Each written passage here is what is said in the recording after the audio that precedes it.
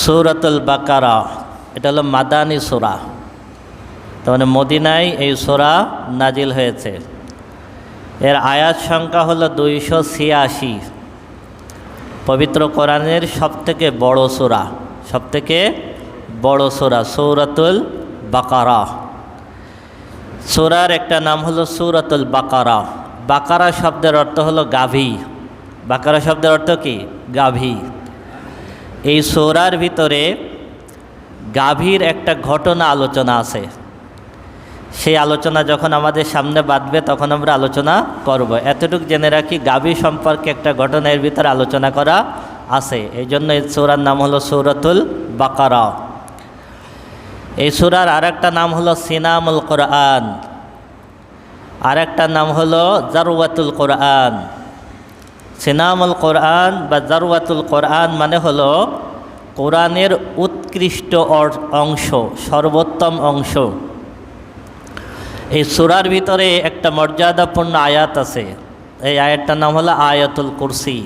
আয়াতুল কুরসি কোরআনের ভিতরে একক আয়াত হিসেবে সবথেকে মর্যাদাপূর্ণ আয়াত হলো আয়াতুল কুরসি।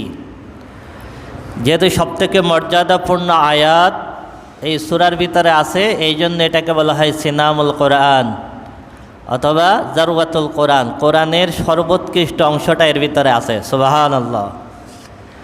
এই সূরার আর একটা নাম হলো ফুসসাতুল কোরআন, কোরআনের তাবু।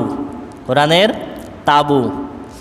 যখন মরুভূমিতে তাবু ফেলে তার ভিতরে সবাই থাকে একসঙ্গে।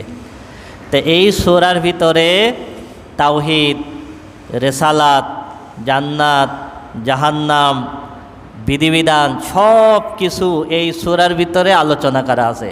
যেহেতু সব বিষয় এই সূরার ভিতরে একসাথে হয়েছে, এই জন্য এটাকে বলা হয় ফুসসাতুল কোরআন।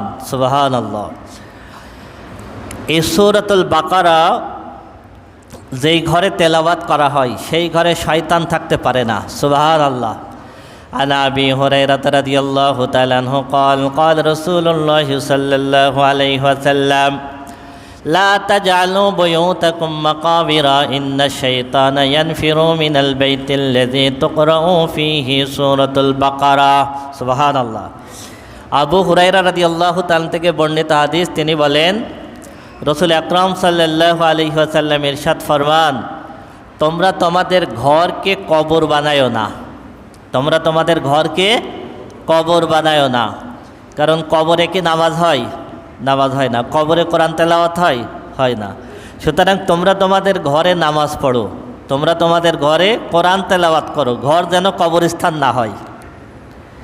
এরপর রাসূল আকরাম সাল্লাল্লাহু আলাইহি ওয়াসাল্লাম বলতেছেন, ইন্না শাইতানা ইয়ানফিরু মিনাল বাইতিল্লাযী তুকরাউ ফীহি সূরাতুল বাকারা। যেই ঘরে সূরাতুল বাকারা তেলাওয়াত করা হয় ওই ঘর থেকে শয়তান পালাই যায়। সুবহানাল্লাহ। ওই ঘর থেকে শয়তান পালাই যায়। এই জন্য আমরা সূরাতুল বাকারা ঘরে তেলাওয়াত করব। অনেকে নতুন বাড়ি করার পরে হুজুরদের ডেকে এনে দোয়ার অনুষ্ঠান করেন। আমি বলি, নতুন বাড়ি করার পরে সূরাতুল বাকারা পড়বেন। কি করবেন? সূরাতুল। তাহলে আশা করা যায় ওই ঘরের ভিতরে শয়তান আসতে পারবে না। এই সূরার ভিতরে মর্যাদাপূর্ণ 10টা আয়াত আছে। কয়টা আয়াত? 10টা আয়াত। এই 10টা আয়াত যেই ঘরে তেলাওয়াত করা হয় সেই ঘরে শয়তান থাকতে পারে না। এবং সেই 10টা আয়াত তেলাওয়াত করে কোনো অসুস্থ ব্যক্তিকে ফু দিলে ওই ব্যক্তি আশা করা যায় দ্রুত সুস্থ হয়ে যায়। সুবহানাল্লাহ। আল্লাহ রাব্বুল আলামিন ওই ঘর থেকে, যেই ঘরে 10টা আয়াত তেলাওয়াত করা হয় ওই ঘরকে আল্লাহ রাব্বুল আলামিন বিপদ আপদ থেকে হেফাজত করেন। সুবহানাল্লাহ। এই 10টা আয়াত হলো সূরাতুল বাকারার প্রথম 4 আয়াত, প্রথম 4 আয়াত। আর মাঝখান থেকে আয়াতুল কুরসি এবং তার পরের 2 আয়াত, মোট 3 আয়াত। আয়াতুল কুরসি এবং তার পরের 2 আয়াত, তাহলে কত? 3 আয়াত। আগের শুরুর 4 আয়াত আর এই 3 আয়াত, কয় আয়াত হলো? 7 আয়াত। আর সূরাতুল বাকারার শেষের 3 আয়াত, শেষের 3 আয়াত, এই মোট 10 আয়াত।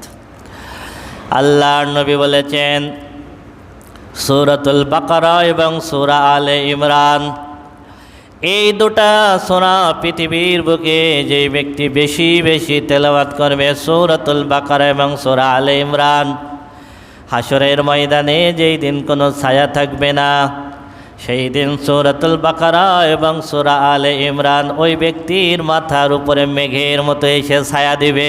সুবহানাল্লাহ। শুধু তাই না, ওই সূরা আলে ইমরান এবং সূরাতুল বাকারা ওই ব্যক্তির জন্য আল্লাহর দরবারে সুপারিশ করবে। সুবহানাল্লাহ, সুবহানাল্লাহ। তা কোরআনের একটা মর্যাদাপূর্ণ সূরা হলো সূরাতুল বাকারা।